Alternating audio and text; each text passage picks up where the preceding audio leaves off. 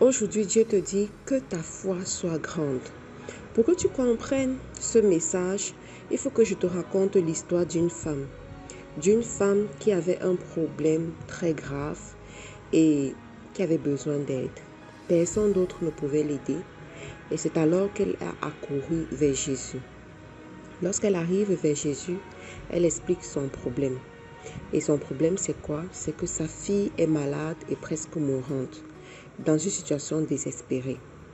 Alors, Jésus lui dit que, voici ce qu'il a dit, je vais vous lire. Il ne serait pas juste de prendre le pain des enfants de la maison pour le jeter aux petits chiens. Vous vous rappelez bien de cette histoire. Et la dame réplique en disant, c'est vrai Seigneur, reprit-elle, et pourtant les petits chiens mangent les miettes qui tombent sur la table de leur maître. Et Jésus répond à la femme, ô femme, ta foi est grande, qu'il en soit donc comme tu le veux.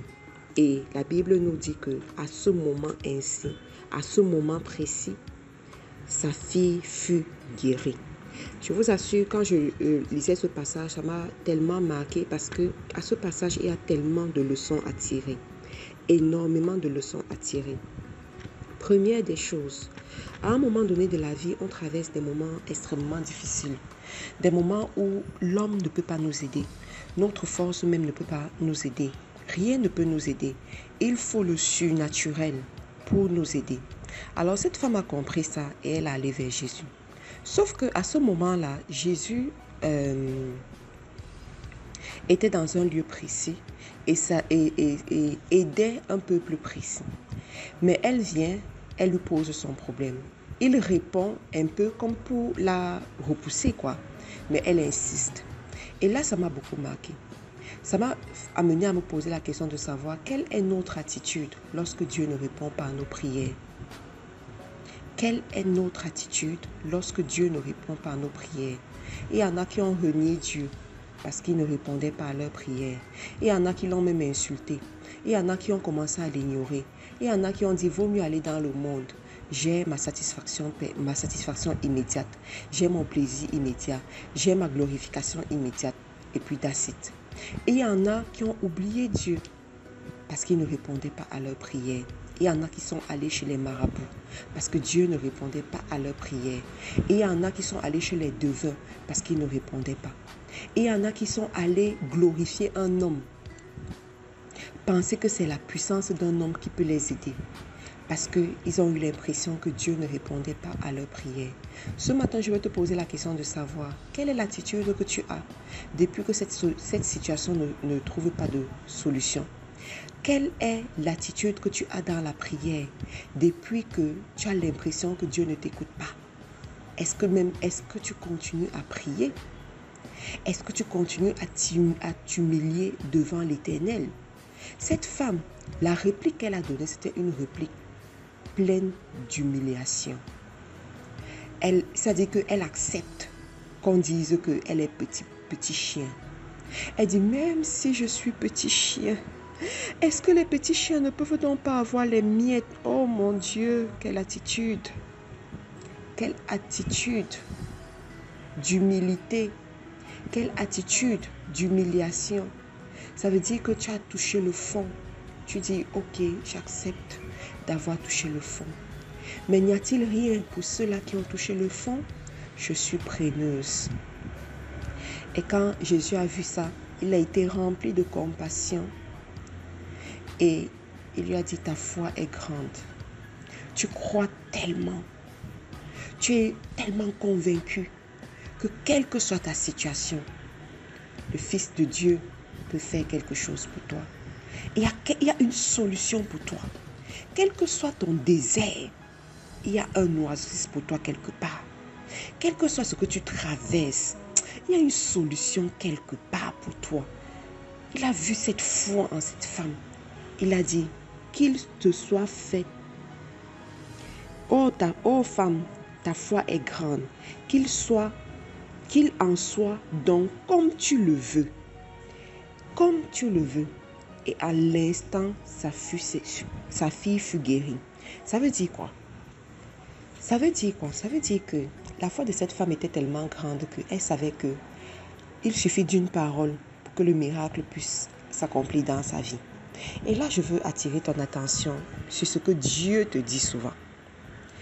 Comment est-ce que tu reçois ce que Dieu te dit? Est-ce que tu le reçois avec doute ou bien tu reçois avec la ferme assurance que quelque chose va se passer dans ta vie à l'instant même? Il a dit qu'il te soit fait selon ce que tu le veux. Et à l'instant, on dit sa fille a été guérie. J'aimerais te dire aujourd'hui, apprends à muscler ta foi. Sans la foi, tu ne peux pas plaire à Dieu.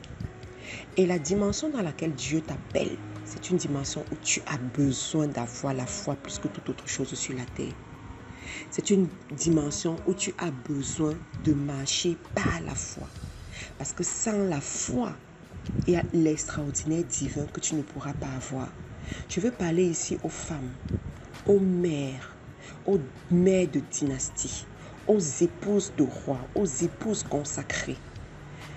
Femme, sache qu'entre tes mains, Dieu a confié beaucoup de choses. Dieu t'a fait confiance avec la vie de beaucoup de personnes. La vie de ton mari, ah oui, je pèse mes mots, la vie de ton mari, la vie de tes enfants, la vie de ceux qui vont épouser tes enfants, la vie de tes petits-enfants, arrière-petits-enfants même, la vie de toutes ces personnes qui vont te côtoyer régulièrement. Parce qu'une femme qui va en mariage, c'est une femme qui crée son environnement. Si tu ne le savais pas, il faut le savoir. Je vous ai dit, je vais vous faire un enseignement sur la place, le poste de la femme de destinée. Tu dois être à ton poste. Donc, Dieu t'a fait confiance avec toutes ces personnes, avec la vie de toutes ces personnes. Si tu n'as pas la foi, tu risques de perdre ces personnes. Si tu n'as pas la foi, tu risques de conduire ces personnes dans le gouffre. Si tu n'as pas la foi, tu risques de manquer le but.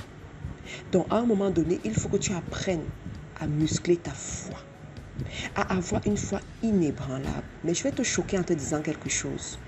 Je n'ai jamais vu une personne qui a bâti sa foi en Christ sans connaître ce Christ. Je n'ai jamais vu. Ça veut dire quoi? Ça veut dire que si tu veux devenir cette femme esprit, cette femme de foi, cette femme qui marche par l'esprit et non par la vue, tu as besoin d'apprendre à connaître Christ. Tu dois sonder les Écritures. Tu dois être proche des Écritures. Tu dois connaître ce que Dieu a dit par rapport à telle situation. Comment Dieu s'est manifesté.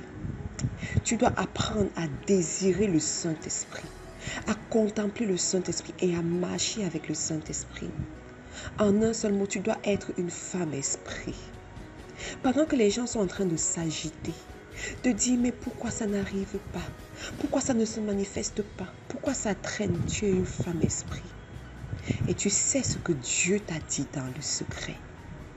Tu connais les recommandations de Dieu et tu suis ces recommandations avec la paix du cœur. Avec la paix du cœur. J'aimerais te dire, sois concentré dans cette génération. Avance comme cette femme du Proverbe 31 qui sait qu'avec le travail de ses mains, elle peut avoir plusieurs vignes. La vigne, ce n'est pas seulement dans la dimension financière, c'est l'héritage de qualité. L'héritage de qualité que tu laisses à ta génération. L'héritage de qualité que tu laisses à ta progéniture. J'aimerais t'exhorter, femme, à être à ton poste, à bâtir ta foi, à muscler ta foi. Et tu verras les merveilles qui vont se passer dans ta vie. Tu verras la dimension de l'extraordinaire divin que tu vas vivre. Les gens vont te demander comment tu as fait pour avoir ce genre d'enfant. Comment tu as fait pour avoir ce genre de mariage? C'est pas ton mari qu'on voyait boire jusqu'à dormir dans les caniveaux ici. Comment tu as fait pour que cet homme devienne un homme aussi responsable? Comment tu as fait pour avoir tous ces biens? Comment tu as fait pour être cette femme respectée dans la contrée, respectée dans sa génération alors qu'on sait d'où tu viens? Non, tu auras appris à marcher par la foi. Je te remercie d'avoir suivi ce boost matinal jusqu'à la fin. Tu peux nous retrouver sur les réseaux sociaux en recherchant Faiseur d'Espoir International FDE. Nous allons commencer avec la série d'enseignements sur le leadership chrétien aujourd'hui au siège de FDE. J'espère qu'on pourra diffuser sur Zoom pour que ceux qui sont loin puissent le suivre. On n'a pas encore tout le matériel pour ça. On prie et on croit en Dieu pour avoir ce matériel dans les brefs délais. Donc, on sera là. Si tu es du côté de Douala, fais l'effort d'être là aujourd'hui à partir de 17h. On sera là. Tu peux te joindre à nous, que tu sois un homme, que tu sois une femme. Le leadership ne regarde pas au sexe, mais ça regarde à la disposition de cœur. Passe une très bonne journée et n'oublie pas que tu es la prunelle des yeux de l'Éternel. Il a un grand prix pour toi. Il veut t'amener très loin. Il veut que tu puisses posséder les nations et que tu puisses influencer dans les nations. Au revoir et très bonne journée à toi.